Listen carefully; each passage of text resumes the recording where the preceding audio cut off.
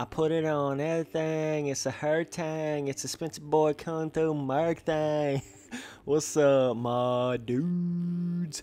RF is coming back. I pretty much predicted this as soon as it shut down. I mean, I don't really think this is that much of a shocker here. We pretty much all were expecting them to come back at some point anyways. So, yeah, I wanted to go in here and talk about, what this means and kind of the whole situation around it and basically the future of the pro racing and all that. So, it's one of those things where I feel like RF has just been around for so long that it's like it's so hard to keep that level of pro racing without it.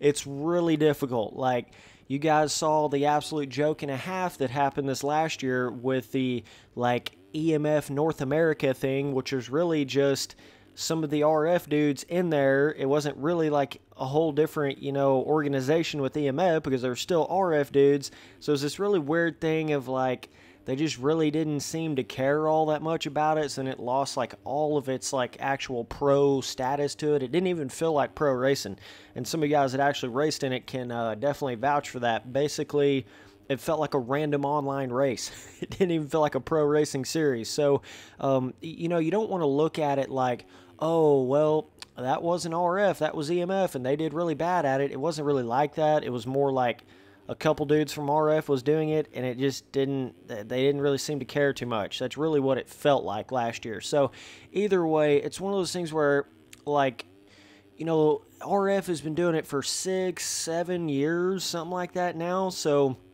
it's hard to just say, oh, let's just go over here to a whole different organization. It'd be about like saying, if you just said, oh, well, screw AMA and the real life pro supercross, we're just going to go to something else. It just doesn't work like that because you build such a history and a legacy and all the champions and all the races and all that.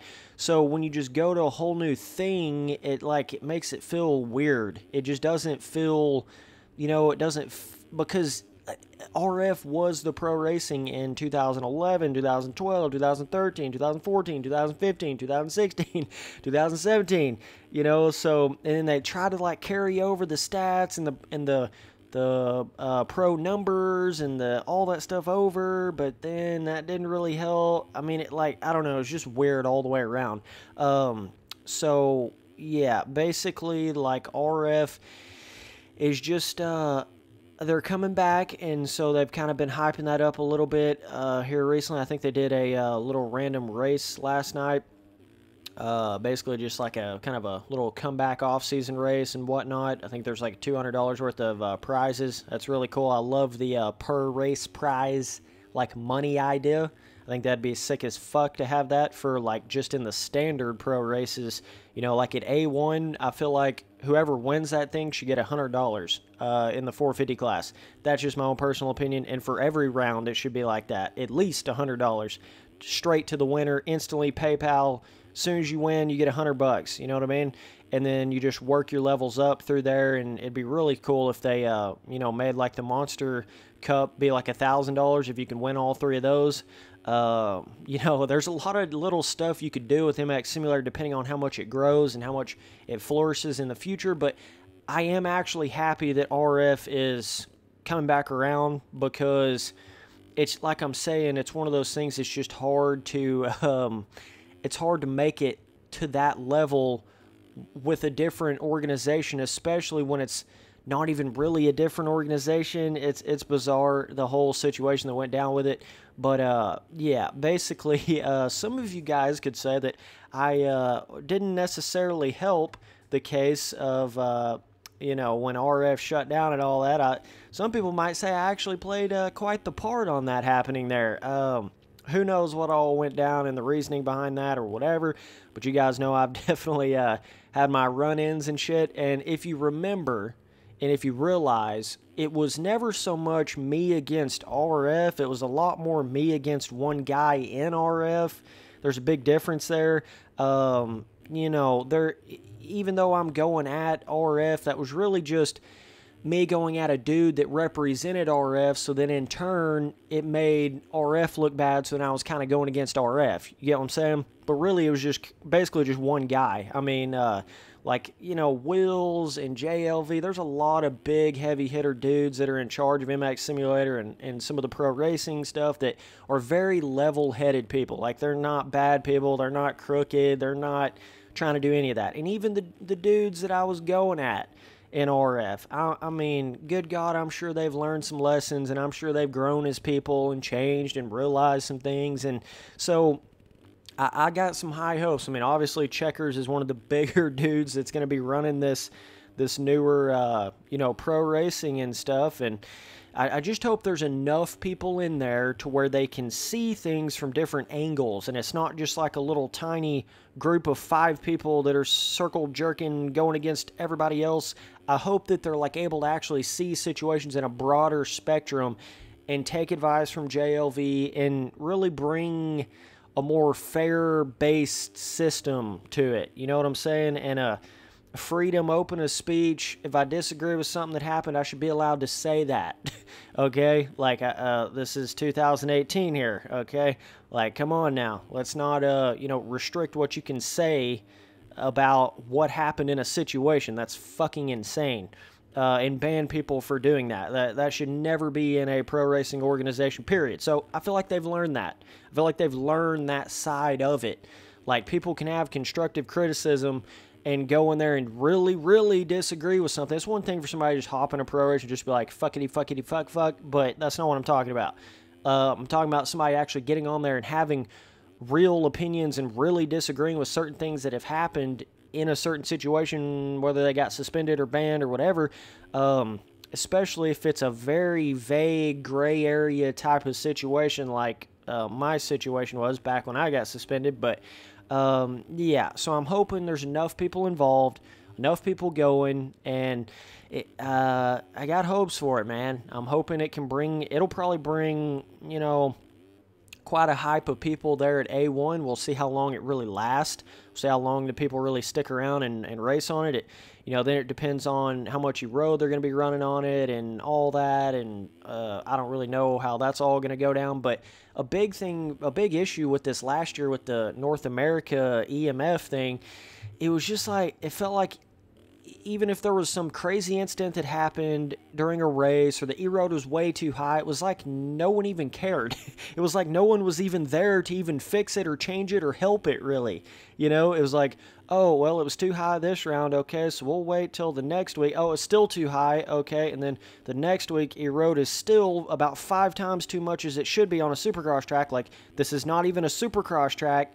Hello, like, you gotta have a little more just, like, standard common sense, but the tracks weren't getting changed. You understand what I'm saying? They were still running that fucking insanity level of road last year, regardless that it was like a motocross track on a supercross track or not. They were still doing it. And it just like, you know, if there's a crazy incident that happened on the track, like somebody punting 1,000 people, it just didn't feel like you had, you know, the head honchos really sitting there paying attention and overseeing the race and really like instantly reacting to the things that are happening and fixing things as they're happening. It just felt like there just wasn't any of that this past year with this EMF North America thing. So I'm hoping they're getting back into more of that kind of thing where they're really on time with everything. They're on point. They're there when they need to be. You know, they're watching the races closely for every situation that happens. You know, they're able to really adjust and realize what the hell they're doing wrong, especially if they do have a road on there. You know, being able to really figure that out quickly, and not have it like a damn beta testing a road system for an entire supercross season like they did this past season. What the hell was that? That was literally a beta test for a road in the entire pro racing season. Come on, guys. What the fuck? 1,000 times over? Like, really? That was some ass, okay? So let's not do that again. But either way.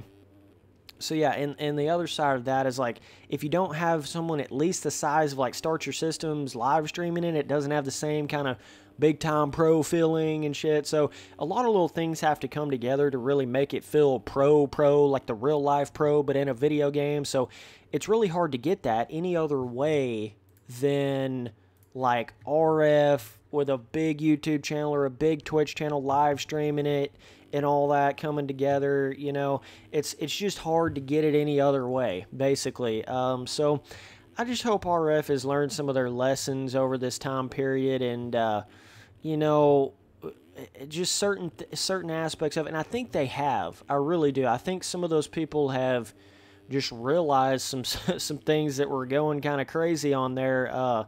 Like the ban hammer for absolutely no reason, somebody just speaking their mind, oh, let's ban him. Yeah, that's wrong. Okay, I think we can all agree on that.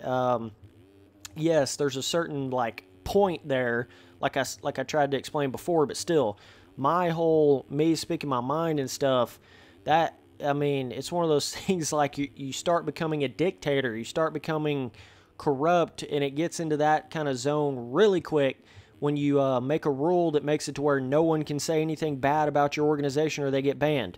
You know what I'm saying? Like, that's insane in every way possible. It's just a stupid rule. Like, what are you scared of? If somebody has an issue with one of your pro affiliates or one of the top dudes and, you know, the top guys that's running the organization, if something bad happens and somebody has something to say about it, then you should allow them to say that. See, it's you being like, what are you scared about? That's the whole, like, you know, who the hell would make a rule that says no one can say anything bad about our organization or they get kicked out of our organization? That's fucking insane. That's literally like some third world country bullshit. Like, that's not how that should be. And it just shows you that they don't want anything to get out, and how, you know, that's how you prove and that's how you build more of a like a more even, fair system all the way around, and you keep people in check that way. You know, it's the people keeping the rulers in check, and that's how it should always be. That's why there's so many freedom of speech laws and all that in the United States, and being able to have guns and the whole 9 yards, is so that your government can't just take over the people. That's basically why that is. You know, you can say whatever you want to say, and that was like, you know, something they put in at the very get-go. So that's a core fundamental of United States. But basically, that's what I'm trying to say. Like, don't have a rule that says people can't say what they want to about RF. That's stupid, man. Like, don't ever have a rule like that. And then as long as you don't have that, then you're all good. Like, people will respect you more if you don't have a stupid rule like that.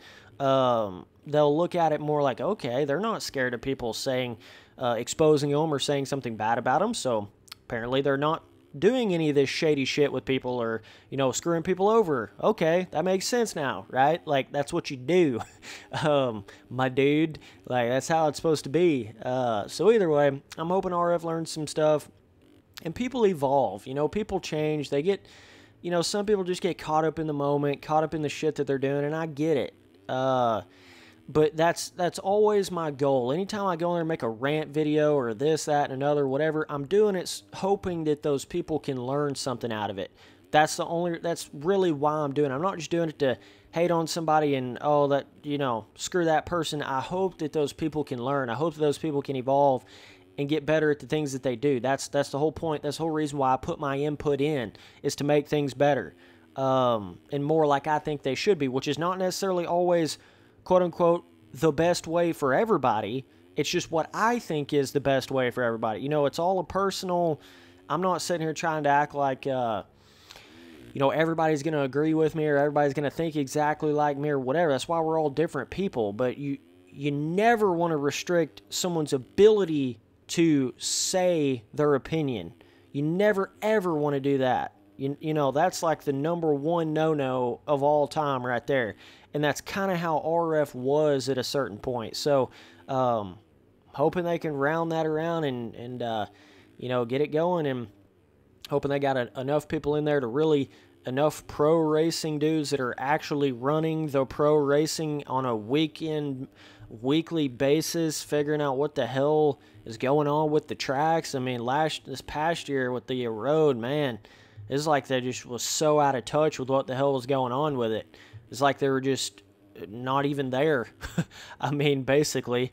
So we'll see how it all goes down, but hopefully they can bring that level of professionalism. See, it's funny because when I first got into pro racing, like back in 2015, it felt super professional in that sense. It wasn't until those last couple of years where it really started going down that weird road of like, okay, this is a dude that's running this organization and he's saying this crazy ass shit and like this threatening type of bullshit going on. It was just really weird. It was really bizarre. Some of the experience I had with some of those dudes, like, it was crazy shit. But yeah, so they were doing some things you'd never imagine somebody at that power level would do.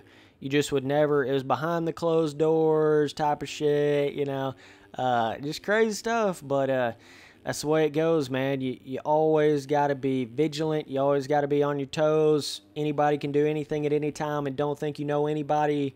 Don't ever underestimate somebody. Don't ever think they're not capable of doing that, because they are. Humans are fucking crazy, and that's just the way it is. So yeah, it's about keeping them to their own standards, basically. That's all of my rants were ever even about. It was like, okay, if you're going to be this professional organization, then you cannot be talking to me in this much of an unprofessional way. It just doesn't work like that. You know what I mean? And then them expecting this professionalism back, but they don't even give it to begin with.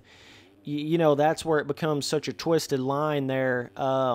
So I'm hoping they can learn, hoping they can figure stuff out, and we'll just have to wait and see. Only time will tell, man, but thinking you're going to get, pretty good racing. I'm happy to see it, because all it's going to do is help MX Simulator. That's literally all this RF coming back is going to do.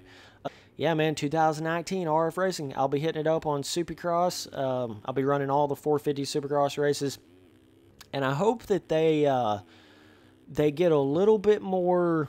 And it's not necessarily lenient with the protest system. I just think it's more of one of those things where, like, you got to have some sort of downfall to people protesting. And I love the way that they started putting everyone that protests somebody, they put that, like, on the front page of the protesting thing and saying, like, oh, this person protested that person. And it makes you realize who's actually a bitch out there protesting 5 people a race, right?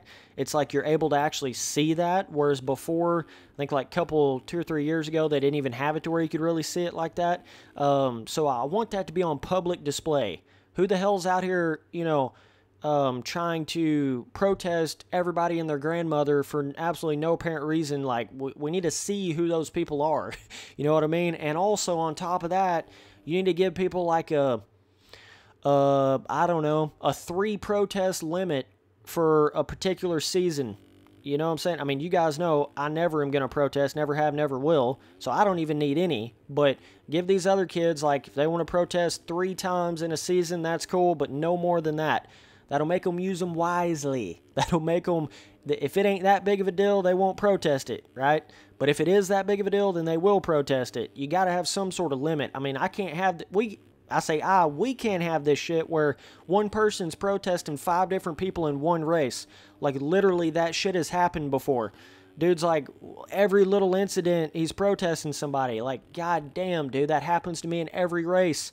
Grow a sack, bro. Like, seriously. Some of you guys need to chill out with your protesting. It's absolutely ridiculous. And RF needs to come to the understanding of, like, this is racing, dude. You're going to have a lot of racing incidences where people don't really mean to jack somebody up. Like, if I crash in a corner on a blind jump and hit somebody that I couldn't even see, okay, and I get up midways in a corner, right, and I take off straight with the track, midways in the corner, and somebody just happens to jump over that blind jump and run into me, that's not my fault. Okay? It's not like I'm cutting the track. It's not like I'm doing anything. I don't want to have to reiterate that entire rant video, but, like, good God, bro. I know when you get up, you're supposed to get back straight with the track, but when I'm midways through the fucking corner, I can't do that. Don't make people don't base your rules around people looking at the mini-map. That is stupid. That is stupid. You need to take that rule out right now. Don't base any rules off of a mini-map, especially since, if I do recall, what year was that? I think that was like 17 St. Louis or some track. Didn't even have a fucking mini-map. And you're basing rules off the mini-map, and some of your tracks don't even have a mini-map or the right mini-map. Come on now. We can't be having that. People, they need to be paying attention to what's on their screen as far as in front of their bike, not the mini-map. Do not base rules off of that. Don't fucking do it. So, yeah. When somebody's in a corner, basically past the corner, okay, they're not going to turn, slow, back up, go up the top of the berm in the corner, and then come around. They're not going to do that if they're crashed in the corner. They're going to get up, and they're going to go straight over to the corner, because it's a corner. That's what you do in a corner. You turn. So if someone happens to run into me when I'm turning in a corner, do not fucking suspend me for that, okay? Like, good God, man. At this current point in time, I'm as much as the trying not to get suspended as humanly possible on the track situations. And that's what was so frustrating about that year was I didn't even really do anything and still got suspended. Oh, by the guy that was involved with the actual live streaming of the pro racing, directly. Oh, that's just so weird how that happened, but, okay, yeah. Let's not bring out the old skeletons here, okay? It's just, I'm hoping they've learned, like, you can't be doing that shit. You just can't. You cannot do that type of stuff. And that's really just, you gotta pay attention to the actual instance of the crash, how it happened. Was it really, really that guy's fault, or was it really not? Was it just a racing incident? You know what I'm saying? Do we even remember what an actual racing incident is these days? It seems like not. There's just random shit happens on the track. So they only need to be suspending people over massive, like, purposeful incidences, not just little schmutz that people don't even really... It's just racing shit. You know what I'm saying? It ain't even nothing big. Like, RF should not be more strict than real-life AMA Supercross. Good God. I mean, you're pushing it too far if it gets to that point. So, either way, that's just some of my own opinions, but we'll see, man. Hopefully RF can bring MX Simulator back. It's, something's got to happen. This is pretty much what had to happen to really bring it back like it had been in the past years. And if you really, really, really, really want to bring it back, take that motherfucking E-Road out for another year. Then you'll really have it back. But that's just some Spencer Turley words of wisdom. So either way, and get your big scaling tracks back. I ain't talking no Lunar Oasis 5,000 foot main triple scaling. I don't mean make it crazy. I just mean get a little bit bigger scaling, a little more skill gap in your rhythm sections, like that 2017, I think it's Indianapolis or one of those, like one of the best AMA tracks ever been made in this game. That track was badass simply because of the scaling of it. You know what I'm saying? Bring that kind of scaling back, man. Bring some of those really cool, like 2014 designed whoops back. Give us some of that stuff back, man. People will really appreciate that. They'll really enjoy it. So either way, appreciate you guys watching all the videos. Later, dudes.